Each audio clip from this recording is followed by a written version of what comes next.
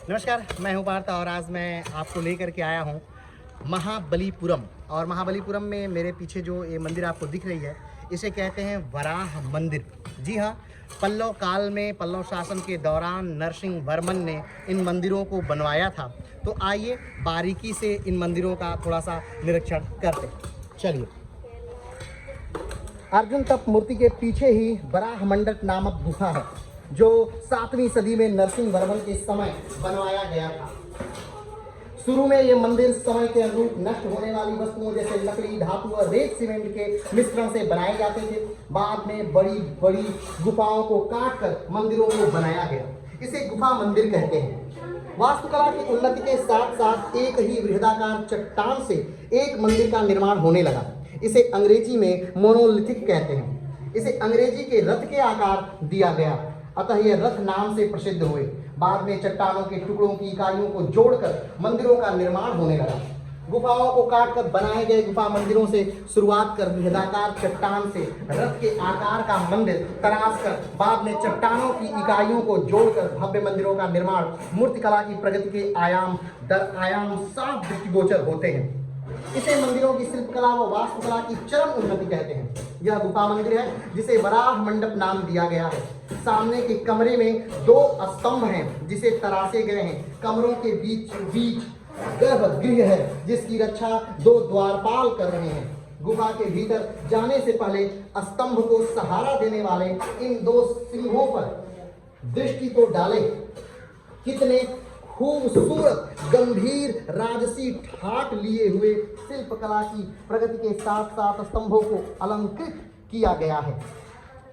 क्या आपने गौर किया कि ईश्वरीय शक्ति को दर्शाने एवं महान गुण जैसे गंभीरता, खूबसूरती, नम्रता को चित्रित करने के लिए मूर्तिकारों ने जानवरों अथवा देवताओं का सहारा लिया है, मनुष्यों का नहीं।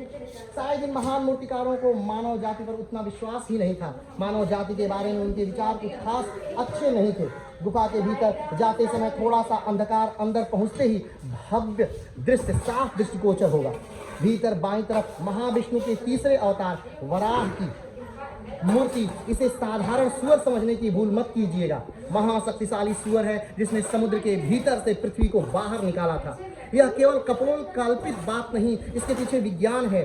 शुरुआत में पृथ्वी जलमग्न थी, कई हजारों वर्षों बाद पानी पीछे जाता रहा और पृथ्वी अस्तित्व में आई। फिर सृष्टि की शुरुआत, यह स्मारक इसी बात की पुष्टि करता है कि किस तरह जल के बीच से पृथ्वी अस्तित्व में आई।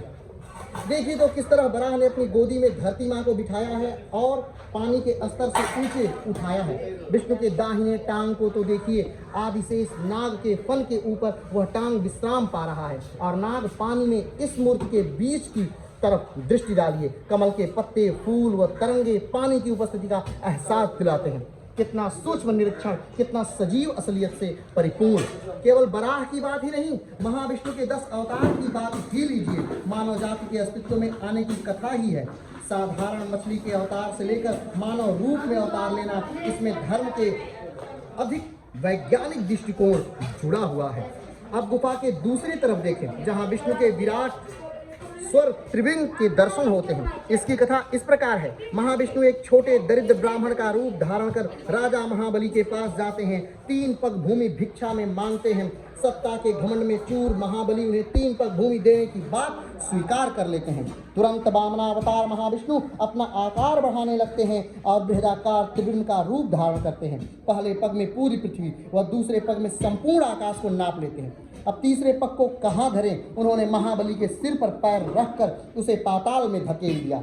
स्वयं पर अधिक विश्वास व सामने वाले की क्षमता का कम आकलन करना गलत है। ये यूं ही नहीं कहा गया, बहुत कुछ खोकर महाबली ने इसे सीखा। अगर हम बात करें कि आप इन मंदिरों को घूमने के लिए कब आ सकते हैं, तो यहाँ पर जब अक्टूबर से सही समय प्रारंभ होता है, यानी गर्मियाँ जब कम शुरू होती हैं, गर्मियाँ जब कम होती हैं, तब यहाँ आने का सही समय है। अक्टूबर, नवंबर, दिसंबर, जनवरी, ये 4 महीना यहाँ घूमने के लिए सबसे बेहतरीन माने जाते हैं। अगर हम बात करें कि महाबलीपुरम कैसे पहुँचे, तो महाबलीपुरम पहुँचने के लिए यहाँ का सबसे नज़दीकी अंतर्राष्ट्रीय हवाई अड्डा चेन्नई अंतर्राष्ट्रीय हवाई अड्डा है, जहाँ उतरकर वहाँ से 70 किलोमीटर की दूरी पर हम महाबलीपुरम आ सकते हैं। भारत के 42 वर्ल्ड हेरिटेज सेंटरों में यानी विश्व विरासत सूचियों में महाबलीपुरम के ये स्मारक आते हैं। ये विश्व विरासत सूची में अपना एक स्थान रखते हैं। तो आज के लिए इतना ही। जब भी आप कभी तमिलनाडु आइए, जब भी आप कभी महाबलीपुरम आइए, जब भी आप कभी चेन्नई आइए, तो महाबलीपुरम के ये वराह मंदिर देखना ना भूलिए। महाबलीपुरम के पूरे मंदिरों को देखना ना भूलिए। तो आज के लिए इतना ही। फिर मिलते हैं एक नए वीडियो के साथ, नए स्थान के साथ। तब तक के लिए नमस्कार, धन्यवाद, जय हिंद।